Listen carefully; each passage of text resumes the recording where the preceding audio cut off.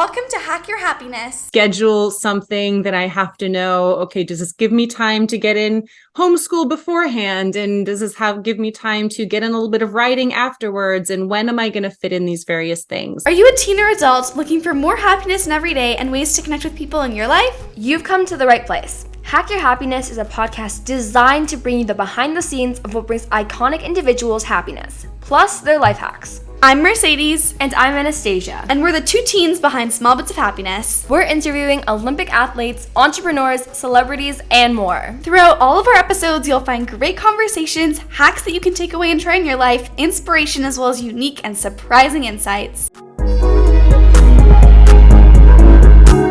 Joining us today, we have Marissa Meyer. Marissa Meyer is the #1 New York Times bestselling author of the Renegades Trilogy, the Lunar Chronicles series, the Wires and Nerve graphic novels, and the Lunar Chronicles coloring book. Her first standalone novel, Heartless, was also a #1 New York Times bestseller. Marissa also created and hosts a podcast called The Happy Writer, and she lives in Tacoma, Washington with her husband and their 2 daughters. We're huge fans of Marissa Meyer and of her work. We absolutely love her books, and so do our friends, and so we're very excited to be talking to her today. Welcome, Marissa. How did your journey as an author begin? I am one of those authors. I always knew that I wanted to be a writer. I loved books when I was growing up. I remember as a little kid just like sitting in front of my bookshelf and staring at the spines of the books and dreaming about seeing my name on one of them one day. So that was pretty much a dream that I had from a very young age. I think as soon as I realized that that books were written by people, that this was a job and something you could actually do for a living. That's what I wanted to be. So growing up, I had a big imagination. I was always telling stories and making things up. And in middle school and high school, I got really into fan fiction and wrote Sailor Moon fan fiction for many, many years. And that I credit a lot with kind of helping me develop my writing style and my voice and learn how to write a complete story beginning to end. I started trying to write a novel when I was 16 and had many failed attempts and many novels that I started but didn't finish, or I finished but I knew they weren't any good and threw them away. Well, I didn't throw them away. I stuck them back somewhere where no one else would ever find them. And then, when I was 26, if I'm remembering right, I got the idea for Cinder. And took me about 2 years to write and revise Cinder, and that became my first published novel. That is amazing. I love how you took something that you were passionate about since you were a child and have now turned that into such a successful career. And It's so amazing to think how something that we love can be something that we do full time. I mean, that's the dream. Yeah, and when you were younger and you were writing those fan fiction, I think on top of that, that's also really amazing to kind of find your voice and how you love to write, and also it's just kind of a good testing ground and stuff if you like to do it or not. And I think it's also often just really important just to try out new things like writing that, just to find out if you like it or not, and find out where your strengths and your weaknesses are. And the best part is when you're young, when you're a teenager, when you're 16 writing a book, you have so much time ahead of you. It's okay if your first few attempts aren't 100%. Your first book is your most successful because you have so much time ahead of you. So that's why it's good to experiment and take risks. Absolutely. You need to practice. You need to get in the not so good attempts, because that's how you get better and that's how you learn with any skill, with any talent or hobby, for sure. Yeah, and that, because it can be so sometimes challenging to do that as well. What do you think has been your most significant challenge, and how did you overcome that? I mean, there's been a lot over the years, and it changes with time. In the early days, finishing a novel, I don't know how many novels I started and didn't reach the end, and it's really, really common among writers. I mean, it's so universal where when you start a project, you're so excited and it has so much potential and you're just in love with it. But then you start writing, and at some point, no matter how much you love this project, you're going to reach a stage in which it becomes work. And now the plot's not coming together.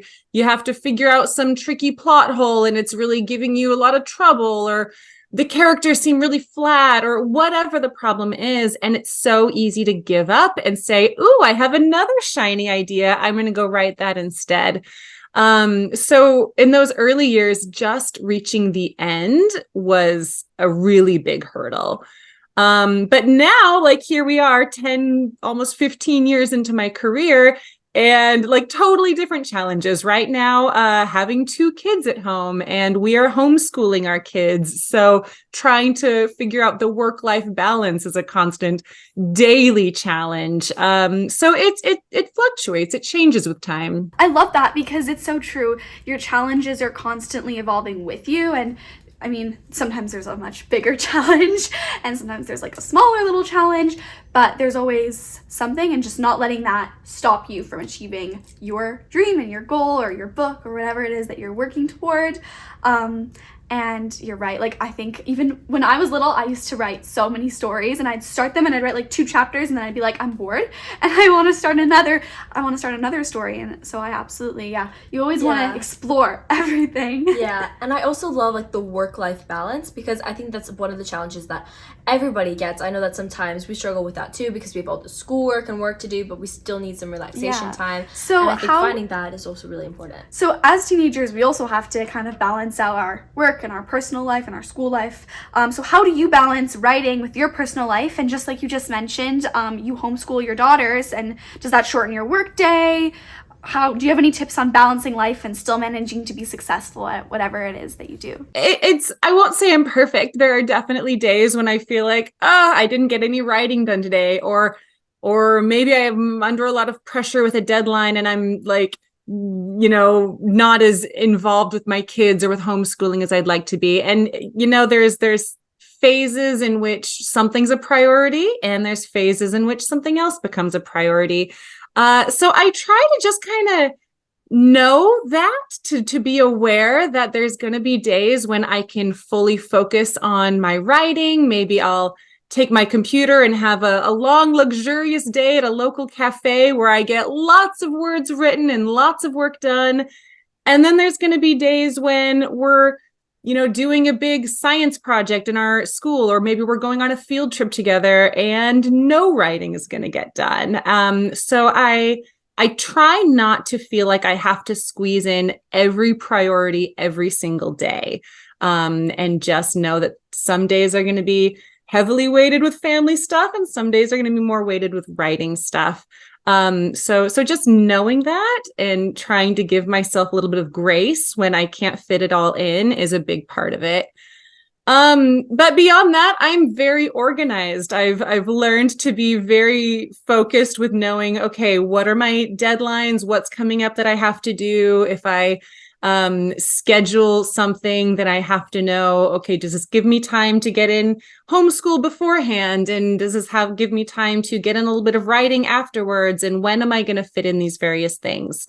So I tend to schedule my days pretty tightly, trying to make sure that I have time for everything, while at the same time trying not to schedule myself past like 4 or 5 o'clock, so that I can have my evenings for some more family time, personal time, which is equally important for sure. Yeah, absolutely. And I think there's that whole aspect of, everything kind of contributes to your work. When you let yourself have that downtime and that time with your loved ones, it contributes to helping you do a better job at writing and just going for it on those days where you have that time. And so I think that it's kind of like seeing it as everything contributes to your passion, because it's all about kind of pursuing your own self and your own purpose. I don't know. Yeah, and I definitely. Yeah. Also, just kind of being like giving yourself grace when you can't fit everything into one day. Like sometimes you're just trying to balance like one too many things and you're just gonna get super overwhelmed if you're trying to hit all of them. And then you're not gonna do a good job at any of them. Exactly. So I think sometimes it's better to push some more onto the next day. Because that way you become more productive, but you also still do a better job. And you're just not stressed and frazzled all the time. And I'm a big believer in like life is short. Let's try to enjoy it. And if you're just constantly feeling like you're running against the clock and trying to run from one thing to another, then there's no breathing space to stop and think like, I really love my job and I really love teaching my kids and I'm enjoying this moment. If I'm just trying to think, okay, I just need to get through this so I can get on to this next thing, then I can't enjoy it. And I think that a lot of like times with teens is that we're always focused on doing the best job possible on something, but we want to do that on so many things, and then we start to get kind of burnt out and like everything. Perfectionism. Yeah, exactly. And that's really common among teens. So sometimes it can almost be disabling because just the fear of not performing kind of gets in the way of actually getting it done. So have you ever experienced this? And if so, what advice do you have on getting over this fear and moving forward with your passion? Yes, no, perfectionism is definitely something that has plagued me, which a lot of us overachievers, I mean, it's a really hard thing to move past. And it, for me, it kind of depends on what stage, like with my writing. If I'm in an early planning stage or drafting stage, I've written enough now that I can tell myself, this doesn't have to be good. This doesn't have to be perfect. There's going to be time to fix it later and make it better later. And that used to be a struggle for me in those early drafts. I would constantly be thinking like, oh, this is terrible. Who would want to read this? Blah, blah, blah. These days, I don't even worry about it. I just know it's just need to get some words written and we'll come back to it. It does get a little trickier toward the later stages of the project as you are getting close to having it finished and getting ready to send it to my editor or my agent or my critique partners. And then you start to get a little bit more concerned. Is it any good? Is it any good? But the flip side to that is now I've been working on it for many, many months, and I have had some of that time to actually get in there and fix the things that weren't working and strengthen some of those characters or those scenes that weren't working in the early drafts. And so even though as you get into the later stages of a project, the little voices of perfectionism start to talk a little louder, at the same time, I become more and more confident that this book is something that I'm actually really proud of. So it kind of balances itself out. Absolutely. I think that knowing not everything has to be perfect right from the very beginning. It's okay to kind of modify and adapt and improve, I think is a great way, because otherwise we're stuck and we're like, oh, how am I supposed to even get started? Because if I make one mistake, the whole thing is just over. But I think even like, I feel like you could even apply this to like being a teenager and writing an essay in your class. Like you don't have to have it done perfect. The first draft, you can edit it and revise it before you are finished and handing it in. Like it's okay to change and adapt along the way. Yeah, and I think that just first getting it done, then afterwards you can perfect it. And I think just trying to make it perfect along the way just gets in the way of actually finishing it. Yeah, and of course, I mean, we use the word perfect a lot, but we also have to keep in mind that there really is no perfect. You know, it's especially in an artistic field, a creative field, it's going to be subjective. So it's less about trying to make something perfect, because what is a perfect book? You know, every book that one person loves and is their favorite book, there's someone else that couldn't stand that book and doesn't understand why everybody loves it so much. Like they're just, what does that mean? So I think about that a lot too, that it's not about trying to make it perfect. It's about trying to realize, what is my vision for this book? What am I hoping to say? What am I hoping to accomplish with this story? And just doing the best that I can to bring that forward. And just like you said, perfect is not really a definition because it's different to everybody. One person might love it, one person might not stand it. Especially like with writing and subjective work, exactly. So not letting the opinions of others or that fear of what somebody else might think stop you, and just kind of channeling, putting your best effort in, and that's as good as you can do. So I feel like sometimes teenagers can get really overwhelmed with all these different possibilities out there and all these different opinions. And I think that sometimes writing might also be the same, because it is quite subjective to other people's opinions. So what are your top 3 tips on how teens can feel less overwhelmed with any of their passions or anything? Oh my goodness. I think, well, a lot of it comes down to reminding myself as much as possible that if I'm dedicating the time to something, then that's a choice that I've made. And to make sure that I'm making choices that actually bring me some fulfillment. Am I doing this because it brings me some satisfaction? Am I getting some sense of pride out of this? Is this something that I legitimately enjoy doing and look forward to doing?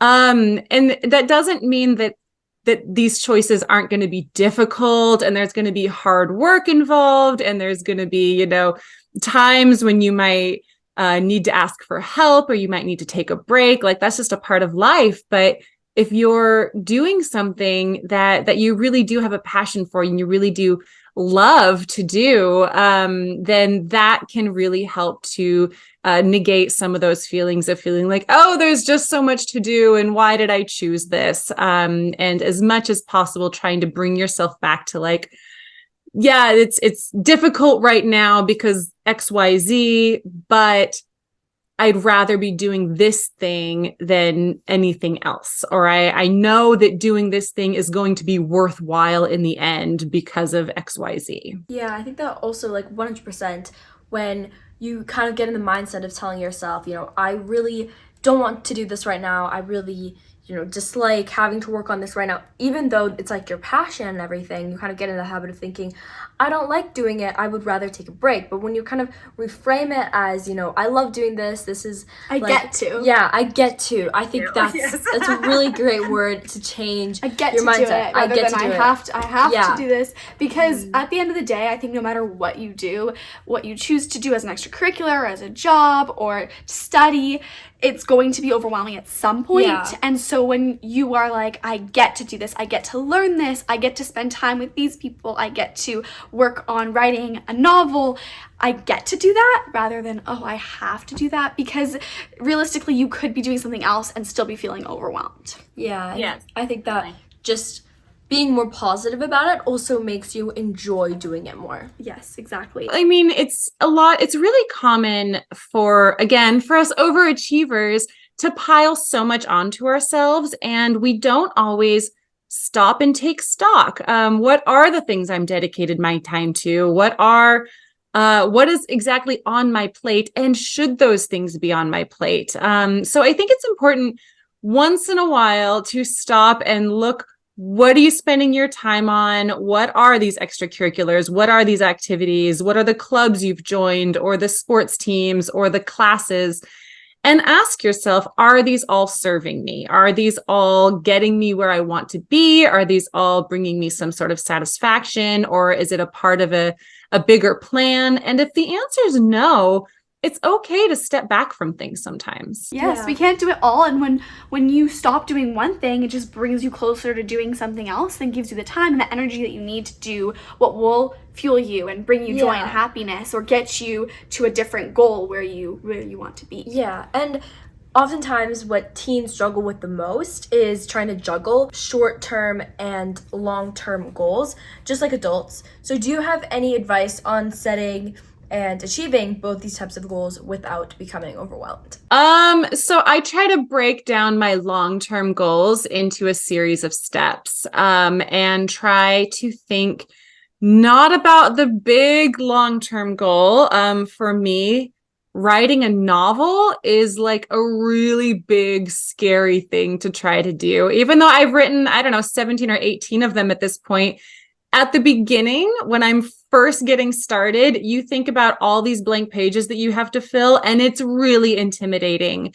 Or homeschooling my kids and thinking like, how am I going to turn them into like adults who know things? Like, that's a lot of pressure. So I don't think about that as much as possible. I don't think about having a finished book. I don't think about kids graduating from high school, or college, or getting a job. I think about, okay, right now I need to be tracking this subplot. And I can do that while I sit with a cup of coffee and a notebook, and I can do it in half an hour. Not a big deal. Or I think I need to write this chapter. Okay, that's going to take 2 hours. Not a huge deal. Or I think, okay, today I'm going to teach the girls about the solar system. So we watch a Bill Nye video about space, like not a big deal. And so you just you break it down into little chunks that don't feel so scary. It's those little small bits. Like, it's those small bits that actually add up Yeah. to a lot. And it doesn't take a lot to do them. It doesn't take a lot to watch a video or to sit with a notebook for 30 or 40 minutes. But in the end, it gets you to where you want to be, whether that's being more fulfilled or teaching your kids what they need to know or writing another novel. It gets you there eventually. It's just less overwhelming than being like, okay, I have to sit down and write a book right now. Yeah. Like, and I think that also it just gets really overwhelming when you frame it like that, when you're like, okay, well, I'm going to start on my book right now, instead of saying I'm going to work on the first chapter. And I think just having that kind of mindset change of not feeling, oh my God, I have so much of this work on me, instead of being like, you know, all I have to do is just this little step and that'll push me towards my goal. Yes, exactly. So you mentioned that you homeschool your 2 daughters. So how old are your daughters? They just turned 9. Aw, awesome. So what advice would you give to them in the future as teenagers if they're ever feeling overwhelmed? Oh gosh, I feel like all day long I'm giving advice to them. Are they listening to any of it? Who knows? No, I mean, we talk a lot about the future, and it's tough because I feel extremely lucky that I get to do what I love to do. And also I've been very successful at it. So financially, I've really, succeeded in that manner. But when it comes down to it, the girls talk about, oh, I want to live in a castle and I want to have a house with 20 horses or whatever. And they have these big dreams. It's like, well, that's going to take a lot of money. But when it comes down to it, if you can choose between a job that's going to make you a lot of money, but you are miserable doing it, and a job that maybe isn't going to be as stable or lucrative, but you love to do it every day, in my mind, the clear choice is doing the one you love.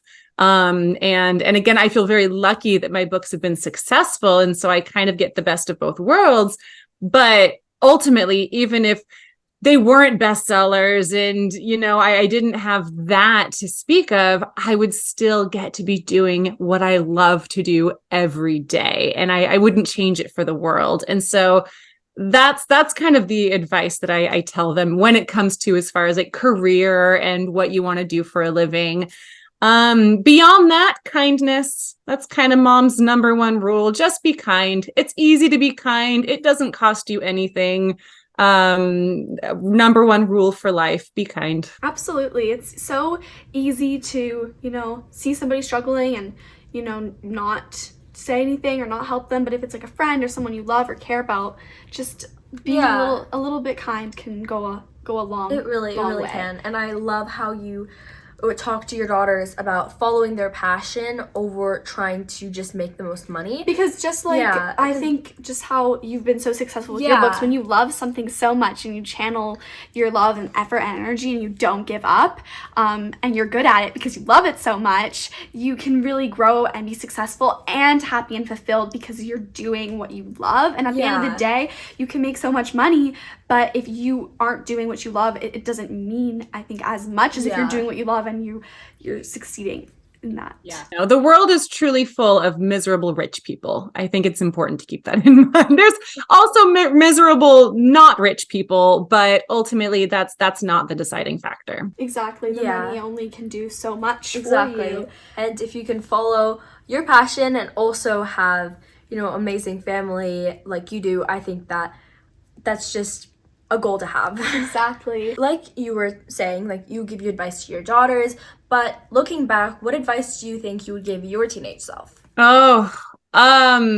Be patient with yourself, be kind to yourself. Kindness, we often think about being kind to others, but being kind to yourself is also really important. When I was a teenager and I wanted to be published, that was my dream. And I wanted it desperately wanted to be published. And for years and years of my life, I was not patient with myself and I was not kind to myself. And I would set these ridiculous goals about how I was going to write a book in 2 months, and then I was going to send it to agents and I'd be published within 6 months. And I don't know why I thought it would be so easy, but I would set these goals for myself. And every time it didn't happen, I would just think, oh, you're wasting your time. You're a failure. You're, just all of this self-doubt and negative self-talk. Now, of course, hindsight 2020, I can look back and I can trace, every one of those failures and think, no, and that book taught me about this character arc, or writing that book really helped me figure out how to write romance, or that book I really grew in characterization, or whatever it was. Like every single one of them was teaching me something, and I was getting better and learning more. And ultimately that got me to being able to write and publish a book, and now many books. And I couldn't have done that. I couldn't have written Cinder as my very first project when I was 16. So I wish I could go back and tell young Marissa, calm down. It's going to be fine. Take your time. Try to enjoy the process. And don't stress yourself out so much about trying to reach the end goal right now. It is a journey that you have to take. Absolutely. I think that also, like, just failure is the best teacher. I think you can only But it's grow not even a after failure, failing. because I think it's only failure if you make it a failure. Like, I would not say that that's a failure at all, because you're growing, and now and you're you learning use all of that knowledge exactly to build amazing novels that are top sellers and top Exactly. hits. So, and just like, it's kind of like that, everything happens for a reason. Like, just because one book doesn't make the top list, it doesn't mean that it's not going to contribute in the bigger picture. And so don't give up, and just take everything and realize, like, what can you make out of it? Just because maybe it's not your bestseller, it's teaching you something in there. So just kind of, sometimes you got to look a little deeper beyond the surface, but there's definitely always something in everything we go through. 100%. No, that's so true. I mean, for me, and like I said, I don't know, 17 books, I think. And I had a book come out in the middle of COVID called Instant Karma. And it was my first contemporary romance. And like, sales wise, if you're just looking at the numbers of how many books how many books have sold of my various titles, I'm going to guess that one's near the bottom. But I loved writing that book. I mean, it just brought me so much joy in the midst of COVID, that, like, there's no part of me that regrets it. There's no part of me that feels at all sad that it wasn't as big of a bestseller, as successful as like the Lunar Chronicles or Renegades, because it was exactly the book that I needed to write at that time. I think that, like, when you need to do something, I don't think it needs to have the same effect on the outside, as long as on the inside you love it. It's serving you. Exactly. That's what matters most. Not what other people think, but in the end, just how it served you. And that also keeps you motivated and Yeah. makes you want to keep doing your passion, because you let yourself do what you truly love rather than just doing what serves other people. So, are there any characters in your books that you've ever based off of your own personal life experiences? I mean, so since I just brought up Instant Karma, the main character from that, her name is Prudence, and she was very much like teen Marissa. And the things that Prudence had to learn in that book were a lot of things that I had to learn growing up. So that one was very close to home and very personal. But generally speaking, it's funny, as a writer, I use the analogy that, like, we go through life with little radars. Like, we're always looking at the world around us, the people we meet, thinking, oh, that person has a really interesting job. I didn't know you could do that job. I could use that for a character. Or that person has an interesting hobby or an interesting way of speaking. I've never heard someone use that particular word before, or maybe they have a funny quirk or an interesting way of dressing, or, I mean, just different things that you just kind of notice about people. And a lot of times those little details will make its way into characters.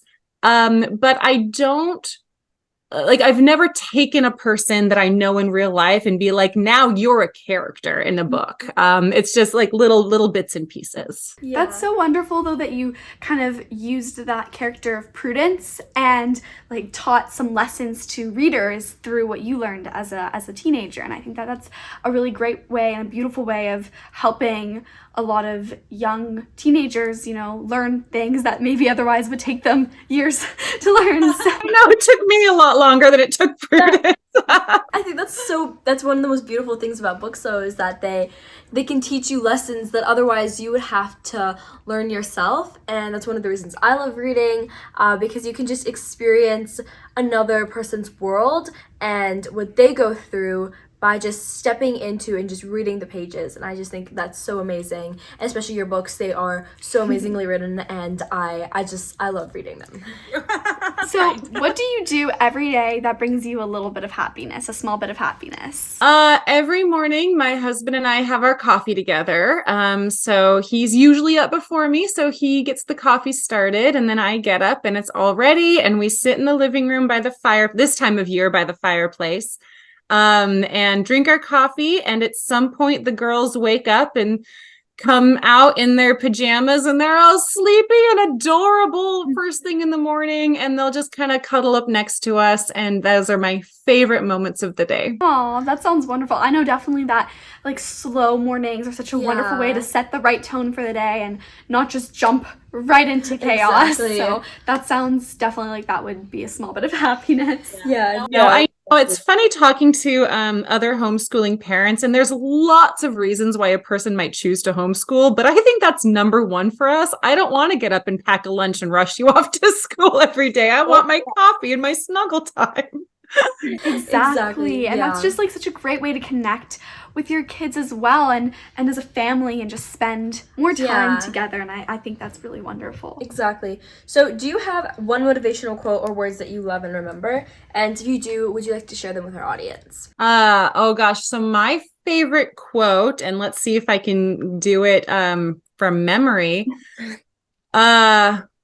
With flowers, books, freedom, and the moon, who could not be happy?